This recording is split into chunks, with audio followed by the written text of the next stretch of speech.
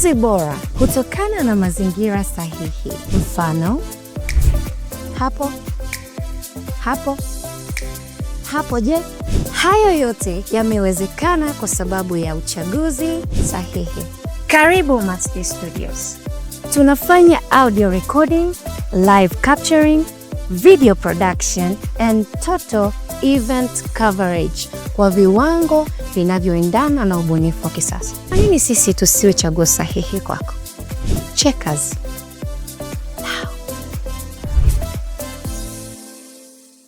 Neno la Mungu ni taa ya miguu yetu na mwanga wa njia zetu.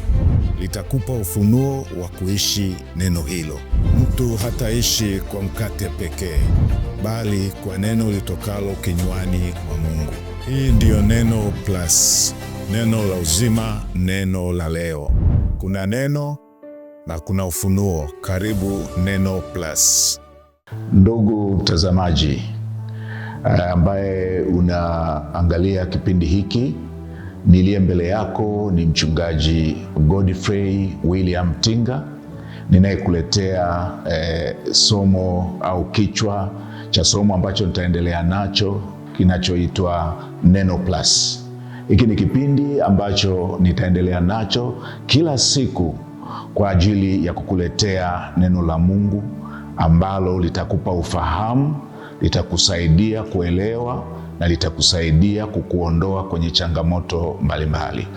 Basi kabla tujaendelea, mtazamaji wangu, ninaomba tumuombe Mungu ambaye atatujalia kupata ufahamu katika neno la Kristo.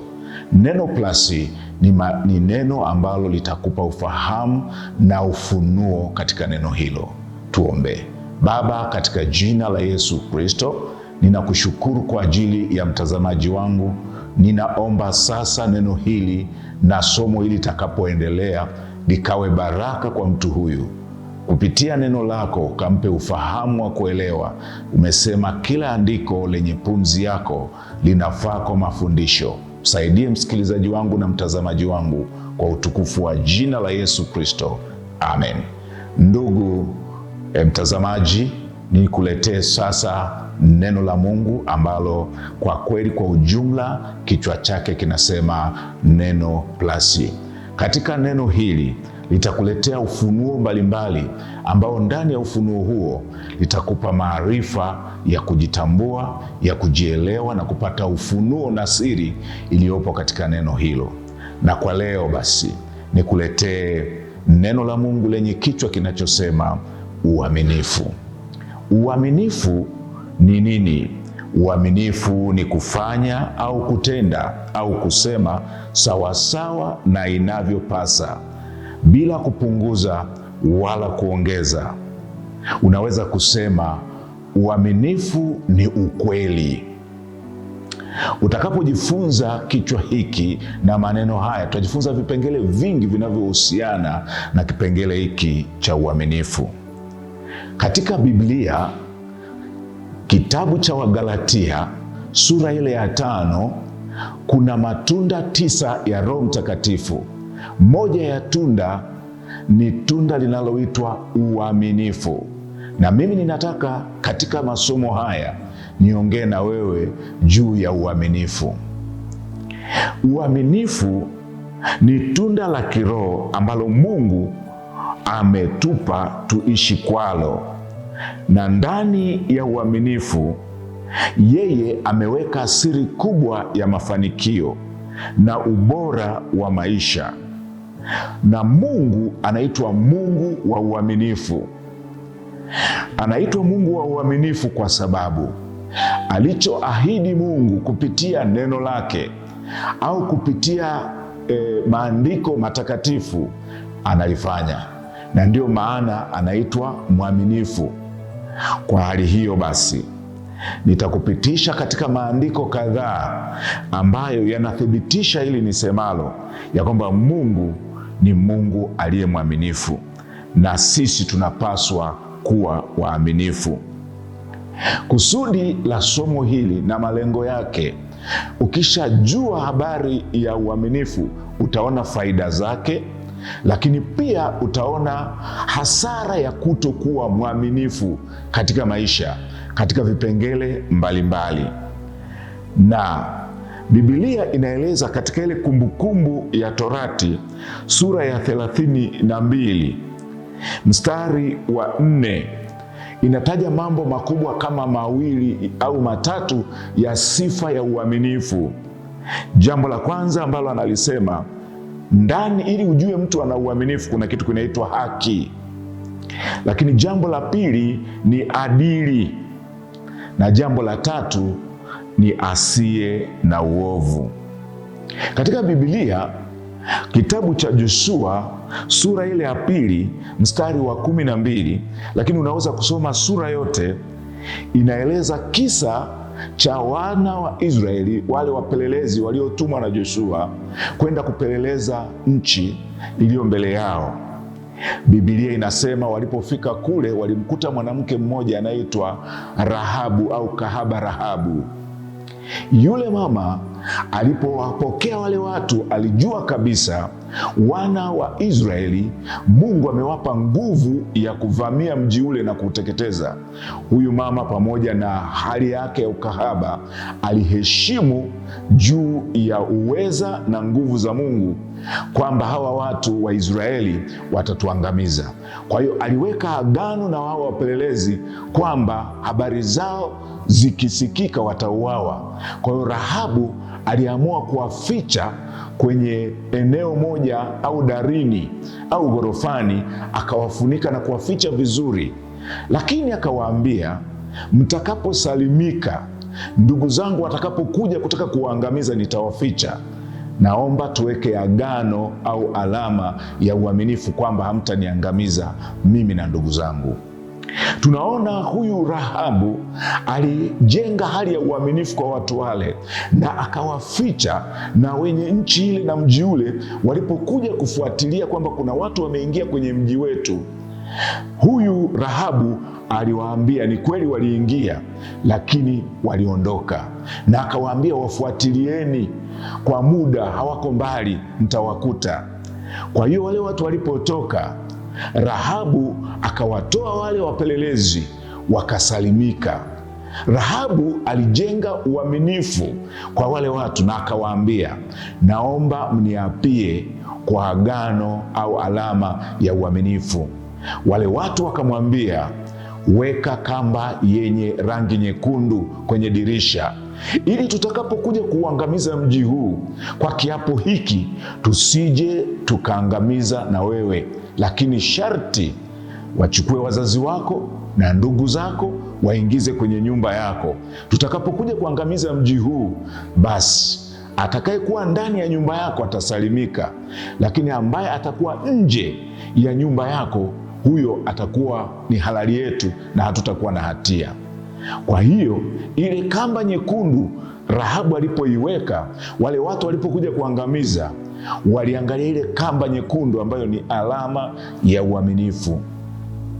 Unaona katika kisa hiki namna ambavyo Mungu ana uwezo wa kutegemeza mtu na kumlinda baada ya kuweka agano la uaminifu. Rahabu alipona kwa hisani aliyowatendea wale wapelelezi. Aliweza kusalimika yeye pamoja na ndugu zake. Nachotaka kukuambia mtazamaji wangu ni kwamba kadiri unavyofanya uaminifu unaweza ukasababisha wewe kupona, lakini pia kupitia wewe unaweza ukaponya familia yako, unaweza ukaponya ndugu zako, unaweza ukaponya nchi yako. Ni kwa sababu tu ya wewe umekuwa mwaminifu. Katika kitabu hiki tunaona namna ambavyo Rahabu alifanya uaminifu kuwalinda, kuwatunza na kuwaficha wapelelezi.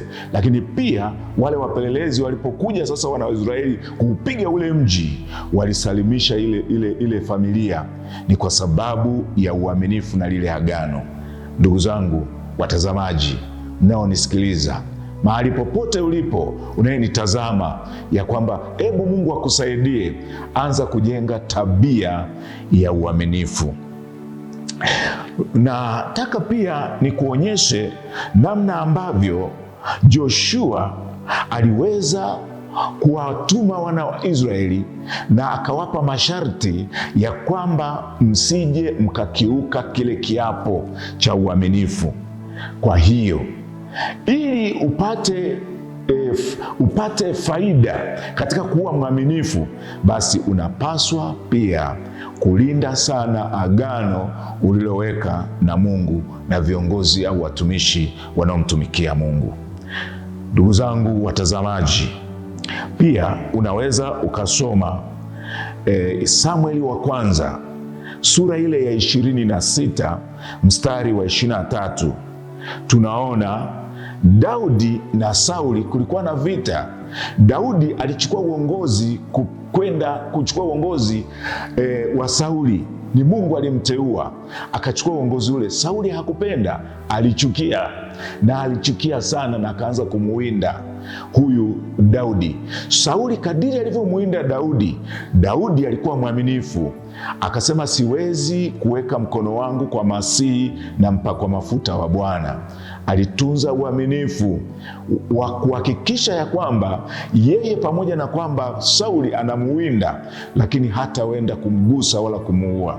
Na Mungu alifanya tendo ambalo Sauli alikuja kufa baadaye, si kwa sababu Daudi alimuua, lakini kwa sababu Mungu alikuwa anaangalia uaminifu wa Daudi. Kwa hiyo aliangamia Sauli na akaondolewa kwenye uongozi kwa sababu ya kukosa uaminifu, na Daudi alisalimika. Ndugu zangu watazamaji, ninataka kukuambia, kadiri unavyotunza uaminifu, basi Mungu anakusaidia na anakubariki na atakulinda. Kama ambavyo alimlinda Daudi dhidi ya Sauli, vivyo hivyo anaweza kukulinda wewe dhidi ya maadui zako na watesi. Ndugu msikilizaji, naomba hebu tuangalie tena kitabu kile cha Nehemia sura ile ya 7 mstari wa 2. Maneno ya Mungu yanaonyesha namna ambavyo kadiri tunavyokuwa waaminifu katika vitu vidogo tunavyopewa, basi Mungu anaweza kufanya makubwa katika yale madogo ambayo umepewa vitu vidogo. Ukiwa mwaminifu katika hivyo vidogo, Mungu ana uwezo wa kufanya mambo makubwa kupitia uaminifu wa kitu kidogo ulichokabidhiwa. Na ili upewe kitu kikubwa, Mungu anakujaribu katika jambo dogo kabisa. Utakuwa mwaminifu, Mungu akusaidie. Unaweza leo ukaona pale ulipo, unaweza ukaona familia ulionayo, biashara ulionayo, maisha ulionayo, vitu vile vidogo kabisa ambavyo umekabidhiwa. Mungu anataka kuona namna ambavyo umekuwa mwaminifu katika hivyo vidogo ambavyo Mungu amekupa. Unachotakiwa kufanya, mtazamaji wangu, ni kuhakikisha ya kwamba katika kile kidogo unachokabidhiwa na Mungu au watu, unakuwa mwaminifu. Usiogope, kwa sababu kadiri unavyokuwa mwaminifu katika vidogo unavyokabidhiwa, ndivyo Mungu anavyokupandisha daraja la kupata vikubwa. Hiyo ni siri iliyojificha katika eneo la uaminifu. Chochote unachofanya, fanya kwa uaminifu na kwa kumwogopa Mungu.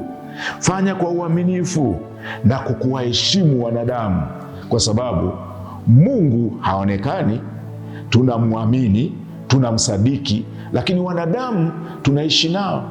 Unaweza ukapata kazi, iwe ni kazi ndogo kabisa ya kuuza duka labda. Utashangaa sana, kadiri unavyokuwa mwaminifu kwa yule bosi wako, ndivyo bosi wako anavyofikiria kufanya vitu vizuri kwa ajili yako baadaye. Lakini kadiri unapopoteza uaminifu kwenye duka lile, unashindwa kuwa mwaminifu, basi hata kama aliwaza jambo kubwa kukufanyia, hawezi kukufanyia. Vivyo hivyo Mungu ndivyo alivyo. Yeye Mungu anapokukabidhi jambo dogo, anatamani sana kuinua kutoka udogo huo kwa uaminifu wako, akupandishe juu. Msisitizo wangu na mafundisho yangu, nataka nikusaidie mtu wa Mungu, ya kwamba usije ukadharau kufanya uaminifu kwa vitu vidogo. Kadiri unavyotaka vitu vikubwa na baraka kubwa na afya kubwa na nguvu kubwa, tunza uaminifu katika yale madogo mema uliokabidhiwa. Hebu nieleze mambo machache kwa leo juu ya uaminifu katika vipengele kadhaa. Naam, nitakuonyesha namna ambavyo unatakiwa kuwa mwaminifu katika maeneo tofauti tofauti. Eneo la kwanza ni eneo la kazi. Biblia inasema asiyefanya kazi na asile. Lakini pia Biblia inasema Mungu atambariki mtu kwa kazi ya mikono yake. Pia Biblia inasema Mungu anaweza kuachilia baraka katika shughuli ufanyazo halali. Nataka nikwambie, kadiri unapokuwa mwaminifu katika kazi uzifanyazo, utaona namna ambavyo Mungu anakubariki. Mtu wa Mungu, wewe umeajiriwa au umejiajiri, uwe mwaminifu. Umeanzisha biashara yako, unafanya kazi ya kuzalisha, uwe mwaminifu. Muda wa kazi, Biblia inasema ukomboeni wakati. Unavyopoteza wakati, unakuwa mwaminifu katika kutunza wakati, basi unapoteza baraka na Mungu alichotamani kukuachilia. Nataka nikusihi, hebu uwe mwaminifu katika kazi yako. Muda wa kufika, lakini sio kufika tu, kufanya kazi uliokabidhiwa kwa uaminifu kabisa, bila manunguniko. Unaona namna ambavyo Mungu anakubariki. Kazi hiyo unayoifanya, usifanye tu, lakini fanya kazi yako kwa ubora. Biblia inasema kulikuwa na watu wawili katika ile Mwanzo sura ya 4, tunaona alikuwepo Kaini na Abel. Hawa walikuwa wanafanya kazi tofauti, mmoja mkulima na mmoja mfugaji, lakini mmoja alifanya kazi bora kufanya, na katika kazi yao walitoa sadaka.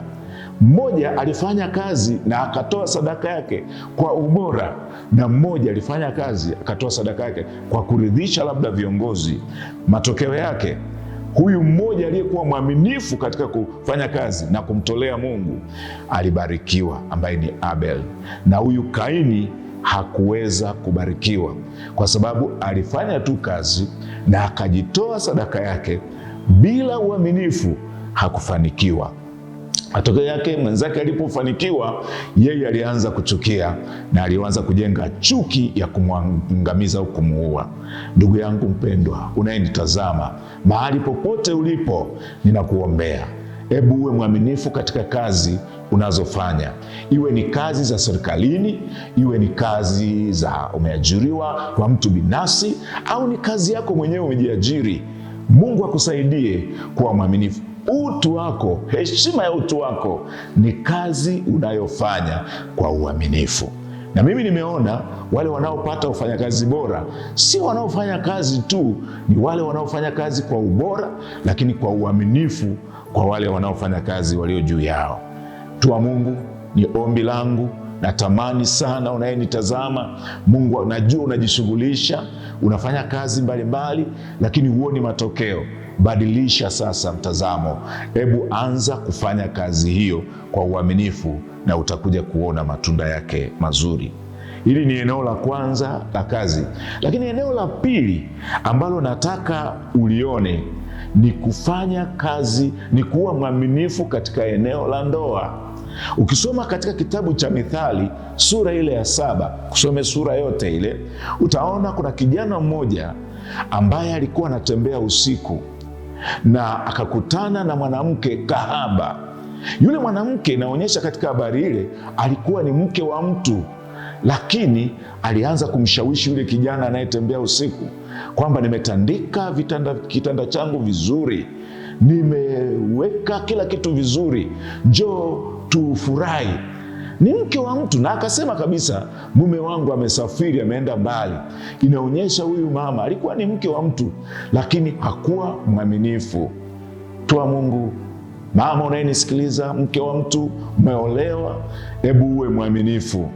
Uwe mwaminifu katika ndoa yako. Biblia inasema katika ile Waebrania, anasema wazi, uheshimuni ndoa. Kila mtu na iheshimu ndoa. Mtu wa kwanza anayepaswa kuheshimu ndoa, kuwa mwaminifu, ni wewe mwenyewe unayenitazama, ni wewe mwenyewe unayenitazama. Uwe mwaminifu. Kadiri unavyokuwa mwaminifu, ndivyo baraka za Mungu zinaambatana na wewe.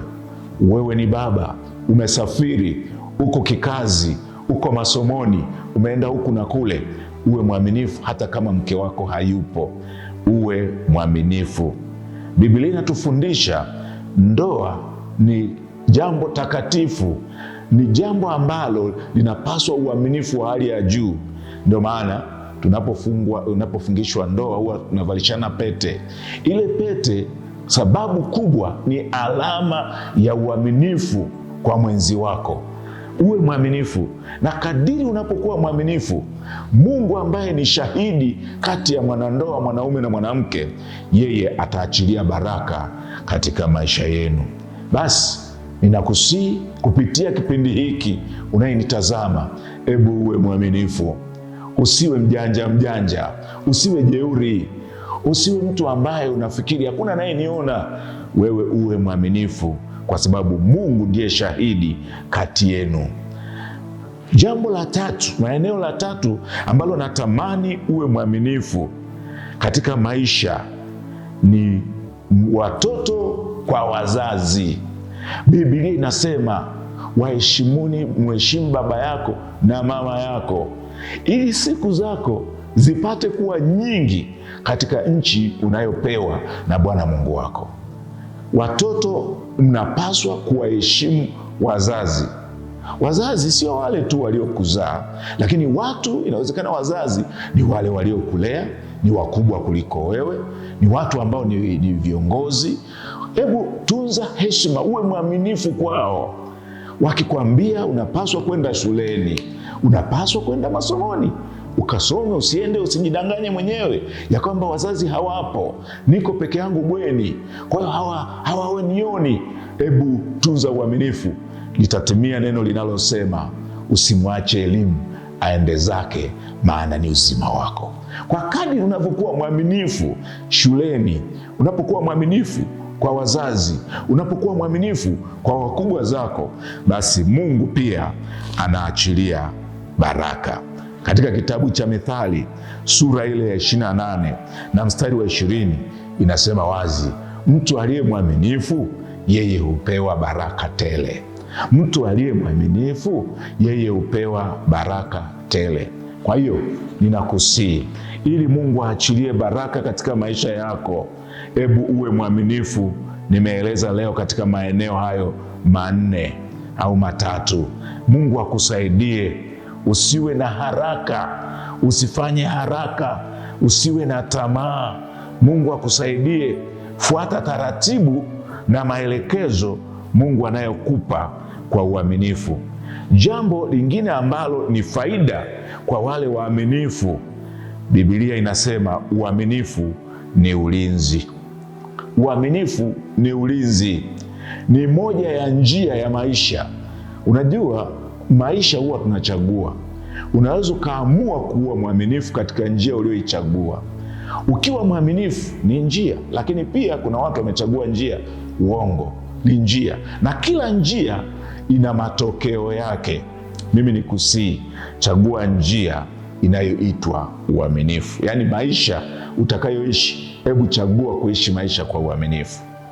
Katika Zaburi sura ya 119 mstari wa 30 inaeleza wazi ya kwamba uaminifu ni njia. Kwa lugha rahisi, uaminifu ni njia mtu anayoichagua kuishi, ni maisha, ni aina ya maisha. Kwa kadiri unavyopita njia hiyo, matokeo yake Mungu atakulinda, Mungu atakutetea, Mungu atakupigania.